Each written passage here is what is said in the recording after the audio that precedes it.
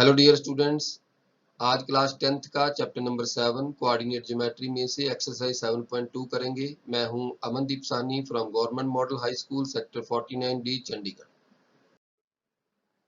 तो question number 1 है हमारे पास, find the coordinates of the point which divides the join of -1 7 and 4 -3 in the ratio 2:3।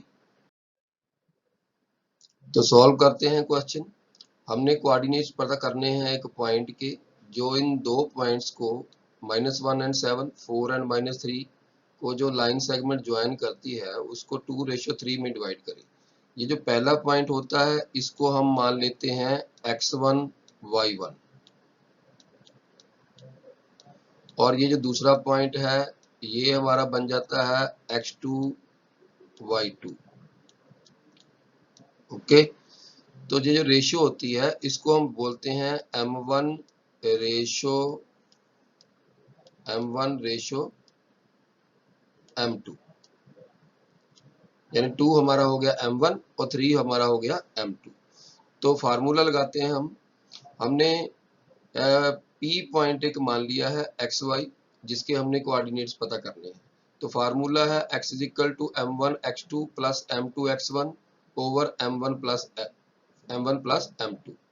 तो m1 है हमारे पास ये 2, x2 है हमारे पास 4, ये आ गया 2 इंटू 4, तो प्लस m2 x1, m2 है हमारे पास 3, तो x1 है -1, 3 into -1 over m1 plus m2, 2 plus 3 हो गया, 2 इंटू 4 हो गया 8, 3 इंटू -1 हो गया -3, ऊपर बन गया 8 -3, नीचे आ गया 5, तो ये आ गया 5/5 यानी कि 1।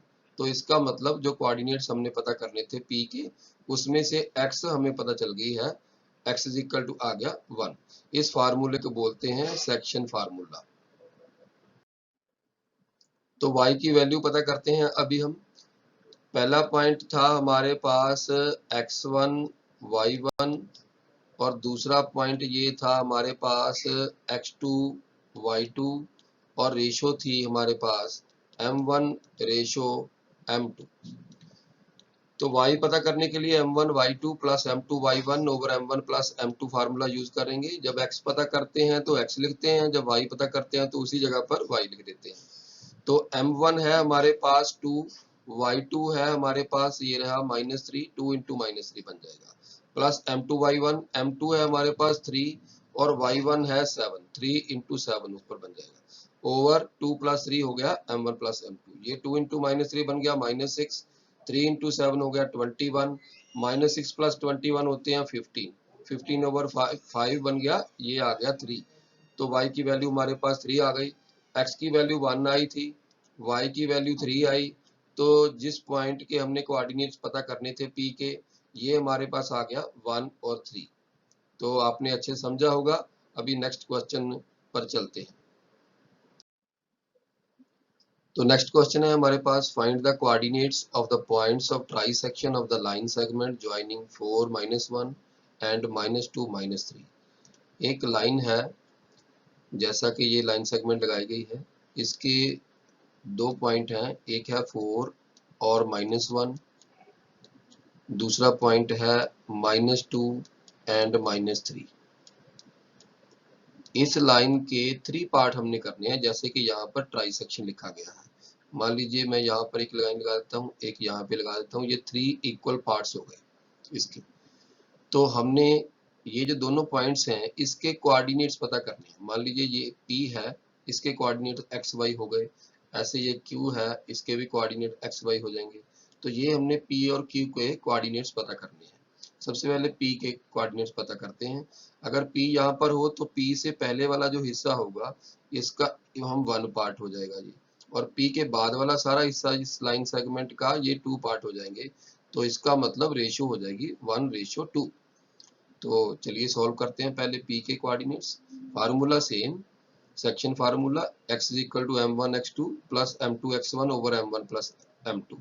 तो m1 यहाँ पे है 1 और x2 है हमारे पास ये -2, 1 इंटू -2 हो जाएगा, प्लस m2 x1, m2 है हमारे पास 2 और x1 है हमारे पास ये 4, तो 2 इंटू 4 हो जाएगा ओवर m1 प्लस m2 यानी 1 प्लस 2 ये हो जाएगा।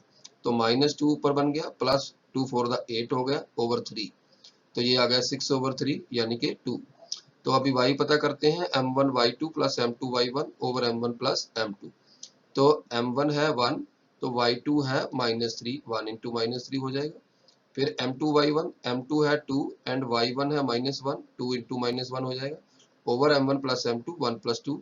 तो ये आ गया -3 ऊपर 2 इंटू -1 -2 ओवर 3, -3 और -2 बन गए -5 ओवर 3। तो ये x आ ये हमारे पास यहाँ x नहीं लिखना था, ये है y, हम y के कोऑर्डिनेट्स पता कर रहे हैं। तो y इज इक्वल टू आ गया हमारे पास -5 over 3 and x is equal to आ गया हमारे पास 2। तो ये जो p के कोऑर्डिनेट्स हमने पता कर लिए, ये आगे 2 एंड -5 ओवर 3। तो इसके बाद हमने ये q के कोऑर्डिनेट्स पता करने हैं। तो चलिए अब q के कोऑर्डिनेट्स पता करते हैं। ऊपर लाइन सेगमेंट को 3 पार्ट्स में डिवाइड किया गया था। q से पहले अभी हमारे पास 2 पार्ट्स हो गए और q के बाद हमारे पास 1 पार्ट हो गया, तो रेशो होगी 2:1। x1 y1 सेम रहेगा, x2 y2 सेम रहेगा, रेशो चेंज हो गई है 2:1। तो फार्मूला सेम, x पता करने का, q के कोऑर्डिनेट पता करने हैं, x और y की वैल्यू हमने पता करनी है q के लिए। तो m1 x2 plus m2 x1 over m1 plus m2। तो m1 है हमारे पास 2 और x2 है हमारे पास minus x1 y1 x2 y2। तो -2 है हमारे पास x2, 2 इंटू -2 हो गया m2 x1। तो m2 है हमारे पास 1 एंड x1 है हमारे पास 4, ये रहा 4, तो 1 इंटू 4 ये आ गया 2 इंटू -2 -4 हो जाएगा प्लस 1 इंटू 4 4 हो जाएगा, 2 प्लस 1 3, -4 प्लस 4 हो जाते हैं 0, 0 ओवर 3 क्या होगा 0। तो इट मीन्स x की वैल्यू हमने पता कर ली, ये है 0। अभी y की वैल्यू पता करते हैं। Formula m1 y2 plus m2 y1 over m1 plus m2।